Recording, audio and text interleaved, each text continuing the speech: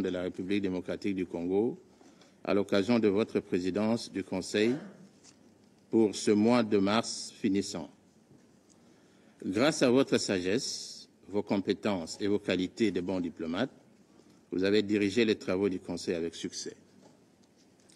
Je voudrais également remercier votre prédécesseur, l'ambassadeur Foucon, qui a dirigé les travaux du Conseil également avec succès durant le mois dernier.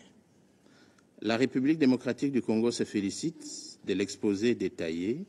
fait par la représentante spéciale du secrétaire général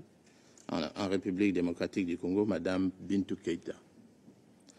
Nous saluons également la présence de Monsieur le ministre des Affaires étrangères de la République du Rwanda, Son Excellence, Monsieur Olivier Ndungire, et de Madame Charlotte Slante du Conseil danois pour les réfugiés, qui a détaillé en toute objectivité le calvaire et l'enfer des populations congolaises dans les zones sous contrôle de l'armée rwandaise et de leurs supplétifs du M23 AFC. Mon propos de ce jour s'articulera autour de 4 points ci-après. Rapport du secrétaire général sur la situation dans l'Est de la RDC, mise en œuvre de la résolution 2773 du Conseil de sécurité, les initiatives de paix en cours et l'adoption des sanctions comme mesure d'application de la résolution 2773 du Conseil de sécurité. Madame la Présidente, des milliers de morts et des déplacés internes, des villes entières ravagées, de Walikale à Kamanyola en passant par Bunagana, Massissi Centre, Goma, Minova, Idjwi et Bukavu, dans un contexte humanitaire globalement chaotique. L'Est de la République démocratique du Congo offre toujours et encore l'image d'un spectacle désolant. Le rapport du secrétaire général, document S-2025-76, dont votre Conseil est saisi, n'en dit pas moins. Les forces de défense rwandaises et leurs supplétifs de l'AFC M23 qui ont franchi nos frontières, occupé des localités stratégiques, chassé des populations de leurs foyers et instauré une administration parallèle, continuent de violer de manière flagrante la souveraineté de la République démocratique du Congo. Dans son communiqué du 15 mars 2025, le ministère de l'Intérieur, de la Sécurité, de la Centralisation et des Affaires coutumières de la République démocratique du Congo a documenté une série d'atrocités commises par les forces de défense rwandaises et leurs supplétifs du M23 AFC dans les régions du Nord et du Sud Kivu en violation des dispositions pertinentes de la résolution 2773 du 21 février 2025. Ces actes ont entraîné des pertes humaines considérables et des destructions massives. Le communiqué rapporte à titre d'exemple qu'entre le 10 et le 14 mars 2025, 62 cas d'assassinats ciblés et d'exécutions sommaires ont été enregistrés dans les zones sous occupation. En outre, 17 cas de violations et de nombreux pillages ont été perpétrés par les forces rwandaises et leurs alliés. Parmi les incidents les plus marquants, l'armée rwandaise et le M23 AFC ont mené une deuxième incursion, je dis bien une deuxième incursion, à l'hôpital CBCA Ndosho le 10 mars, enlevant une centaine de patients et de soignants qui ont été sommairement exécutés. Le communiqué rapporte également le décès de M. Fikri Mushuko Antoine, chef de groupement Mfuni Matanda, enlevé à l'hôpital CBCA Ndosho le 3 mars et torturé pendant 7 jours par les militaires rwandais. Madame la Présidente, Cette situation alarmante souligne l'urgence d'appliquer dans toute leur rigueur les dispositions de la résolution 2773 du Conseil de sécurité pour mettre fin aux violences et protéger les populations civiles dans les régions affectées. Ce constat amer et malheureux intervient plus d'un mois après que le Conseil de sécurité ait, par sa résolution 2773, demandé à l'unanimité aux forces de défense rwandaises de se retirer immédiatement du territoire de la République démocratique du Congo sans condition préalable, de cesser de soutenir le M23, qui à son tour doit se retirer de Goma, de Bukavu, de toutes les zones contrôlées et démanteler dans leur intégralité les administrations parallèles illégitimes mises en place sur le territoire de la République démocratique du Congo. L'adoption à l'unanimité de la résolution le 2773, le 21 février 2005, marque une étape significative dans les efforts de pacification et du rétablissement d'une paix durable dans l'Est de la République démocratique du Congo, une paix qui passe par la restauration de l'autorité de l'État congolais sur toute l'étendue des provinces occupées du Nord et du Sud Kivu. Elle représente une réponse aux défis sécuritaires et humanitaires qui affectent durement les populations dans les régions de l'Est de notre pays en proie à la violence depuis bientôt 30 ans. Elle traduit aussi le soutien clair et explicite de la communauté internationale aux efforts menés par l'Union africaine, la Commission africaine des droits de l'homme et des peuples, la SADC et la communauté de l'Afrique de l'Est. Loin d'entraver les initiatives africaines, la résolution 2773 les renforce et les complète. L'ampleur et la persistance de ces violences suggèrent qu'on ne peut plus se permettre de laisser cette crise s'éterniser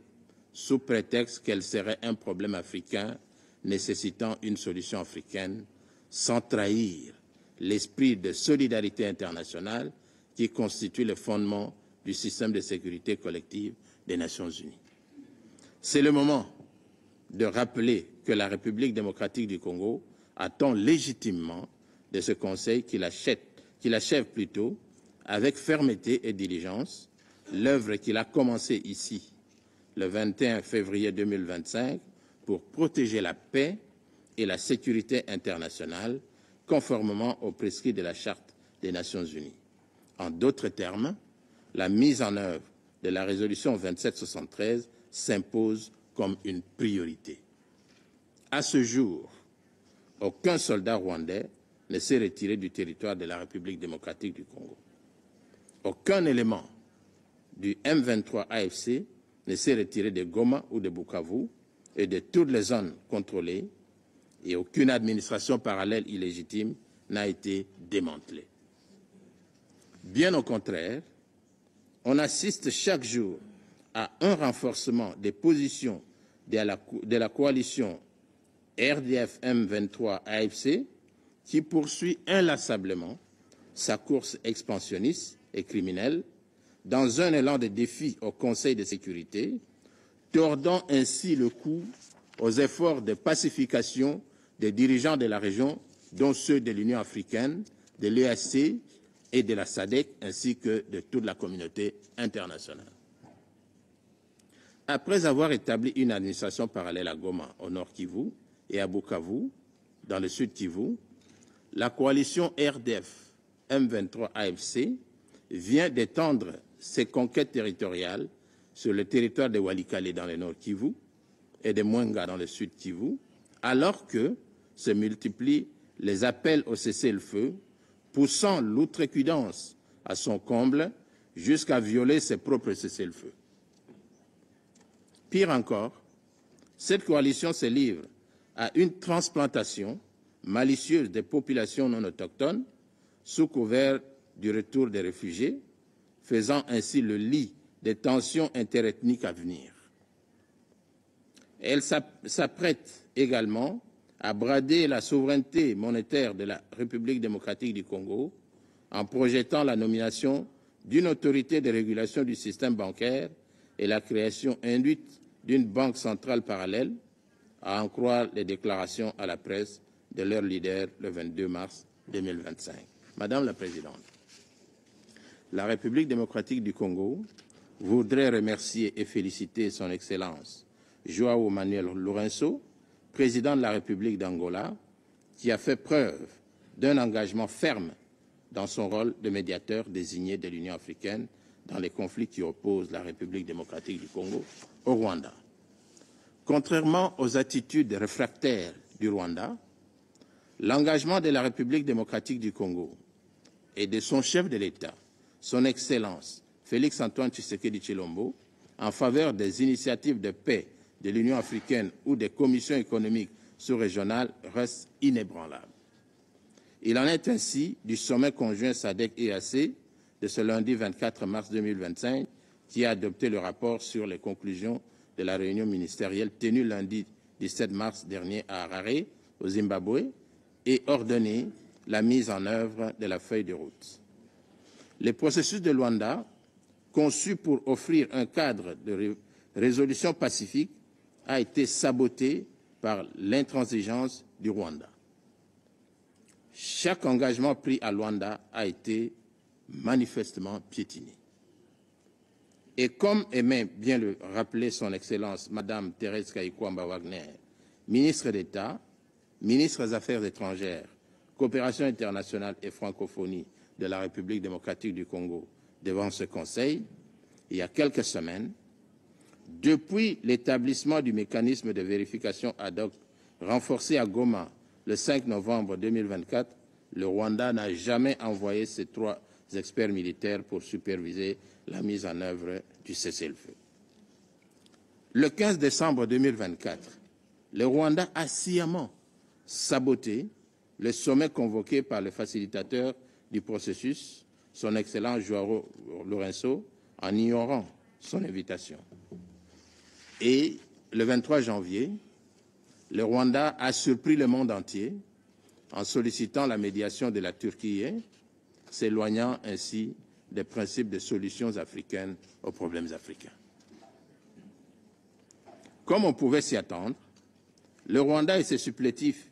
qui ne jurent que par les négociations directes RDC, AFC, M23, ont été les premiers à boycotter la rencontre de Luanda le 18 mars courant. Malgré ces mépris flagrants affichés par le Rwanda pour le processus de paix, la République démocratique du Congo reste pleinement engagée et réitère sa confiance à tout processus de paix endossé par l'Union africaine pour une solution politique au conflit entre la République démocratique du Congo et le Rwanda. 2 sous-régions, la SADC et l'EAC, ont tenu des réunions conjointes pour adopter des mesures urgentes, y compris un cessez-le-feu. Quant à l'Union africaine, son Conseil de paix et de sécurité réuni au niveau des chefs d'État le 14 février a appelé au retrait immédiat de toutes les forces étrangères non invitées de la RDC, en d'autres termes le Rwanda. Le Rwanda et les M23 ont répondu et continuent de répondre par la violence, par la terreur, une violence aveugle et systématique dont les victimes sont sans distinction de groupe ethnique ou d'appartenance politique. Face à l'aggravation rapide de la situation, de nombreux acteurs ont réagi en faisant ce qu'ils savent faire de mieux, documenter les violations des droits humains, ouvrir la voie à des poursuites pénales, poser des actes forts, mais essentiellement réactifs. Madame la Présidente, sous un autre chapitre, on ne peut pas perdre de vue que le retrait accéléré, progressif, ordonné et responsable de la MONUSCO obéit toujours à la logique de la note de désengagement co-signée le 21 novembre 2023 par le gouvernement de la République démocratique du Congo et la MONUSCO telle que validée par le Conseil de sécurité au terme de sa résolution 2717 du 19 décembre 2023. Bien que l'élan du désengagement amorcé au Sud Kivu le 25 juin 2024 a été brutalement interrompu suite aux attaques des positions des FARDC et de la MONUSCO par la coalition RDF-AFC-M23, les partis demeurent engagés en faveur de la mise en œuvre intégrale du plan conjoint de désengagement. Sur le volet humanitaire, les paragraphes 49 à 53 du rapport du secrétaire général confirment la situation catastrophique, du reste fortement aggravée par les offensives de RDF-M23-AFC. Dans ce contexte, l'un des plus grands défis demeure la mobilisation des fonds restants pour couvrir les immenses besoins.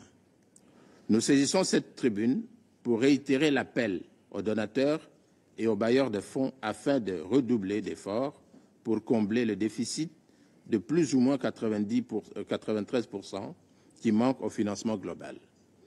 Le plan d'intervention et de réponse humanitaire 2025,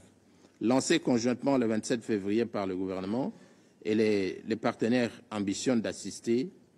plus ou moins 11 millions de personnes sur les 21,2 millions actuellement dans le besoin. Le budget estimé à près de 2,54 milliards de dollars n'est financé jusque-là qu'à hauteur de 7%. Madame la Présidente, en ce qui concerne les volets droits de l'homme, mon gouvernement voudrait bien attirer l'attention du Conseil de sécurité sur la détérioration continue de la situation des droits de l'homme dans les zones sous contrôle de la coalition RDF-M23, AFC en particulier. Certains faits troublants sont également corroborés dans le rapport du secrétaire général, voire les paragraphes 35 à 40. Plusieurs autres violations des droits humains et du droit international humanitaire ont été signalées dans le chef de RDF M23 AFC. On retiendra pour mémoire le meurtre d'au moins 126 personnes dans les zones contrôlées par M23 depuis le 26 janvier, les enlèvements des civils et le recrutement forcé de jeunes, dont des enfants, et leur soumission aux travaux forcés à Goma et dans ses environs. La destruction et le démantèlement unilatéral par le RDF des camps de déplacés internes, sanctuaires pourtant protégés par les Nations Unies au Nord Kivu et au Sud Kivu. Plusieurs autres cas méritent d'être cités, et notamment les attaques ciblées à titre de représailles contre les femmes, activistes, défenseurs des droits de l'homme, les cas de violences sexuelles liées au genre et au conflit, ainsi que les attaques contre les soldats de la paix de la MONUSCO ne peuvent être éludés. Eu égard à l'horreur et au climat de terreur si haut énoncé, ma délégation invite instamment le Conseil de sécurité à se rendre à l'évidence de la nécessité urgente de passer rapidement à la mise en œuvre des dispositions de la résolution 2773. La cessation effective des hostilités et le désescalade ne seront pas possibles tant qu'il n'y aura pas de pression accrue ni de sanctions plus musclées contre le Rwanda et ses alliés du M23 AFC. Madame la Présidente, je m'en voudrais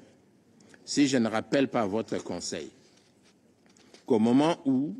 nous nous réunissons ici, le Rwanda a plus de la moitié de son armée déployée sur le territoire de la République démocratique du Congo, et ce, sans consentement de l'État congolais. Le droit à la légitime défense ne saurait être invoqué comme justification à une invasion armée ni à la création d'administrations parallèles sur le territoire d'un État souverain. Ces faits constituent en eux-mêmes de graves violations de la Charte des Nations Unies, de l'acte constitutif de l'Union africaine, ainsi que de la résolution 3314 de l'Assemblée générale des Nations Unies du 14 décembre 1974. Madame la Présidente, il n'est pas non plus de mon devoir de rappeler qu'au moment où le Conseil adoptait à l'unanimité sa résolution 2773 le 21 février dernier, un nombre important de ses membres avait prévenu qu'il veillerait à la bonne application de celle-ci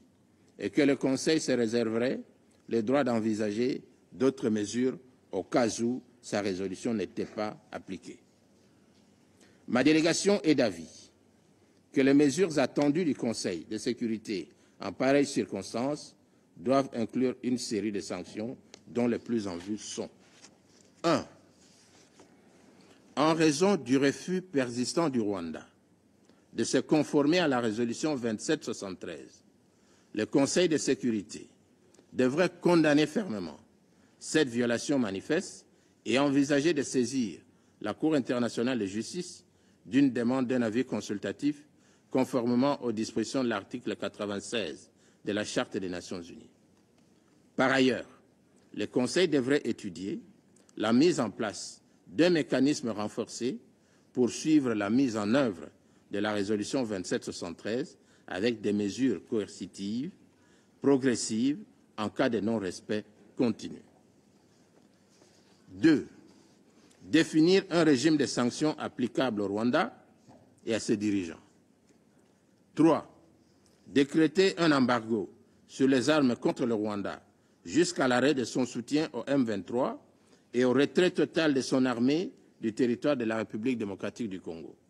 3. Demander au comité de sanctions 1533 concernant la République démocratique du Congo de se référer au paragraphe opérationnel 9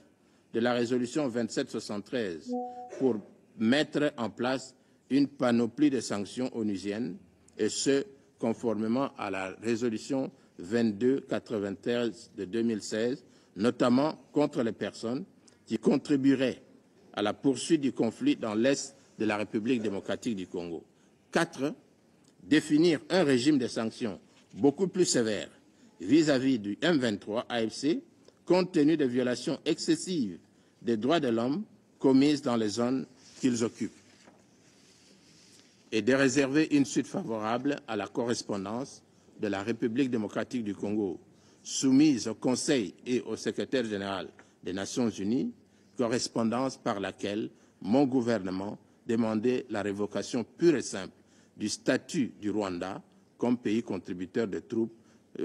aux opérations de maintien de la paix des Nations unies, car indigne. Enfin, dénoncer et sanctionner l'implication des autorités rwandaises dans l'exploitation illégale des ressources naturelles, minières et agricoles de la République démocratique du Congo.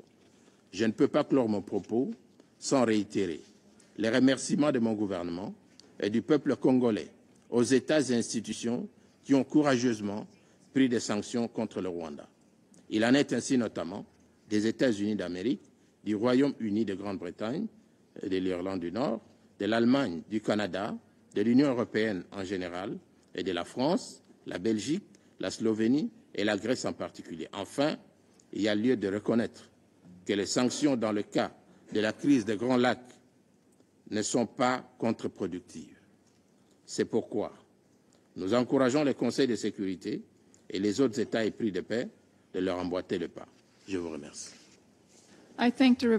Je remercie le représentant de la République démocratique du Congo.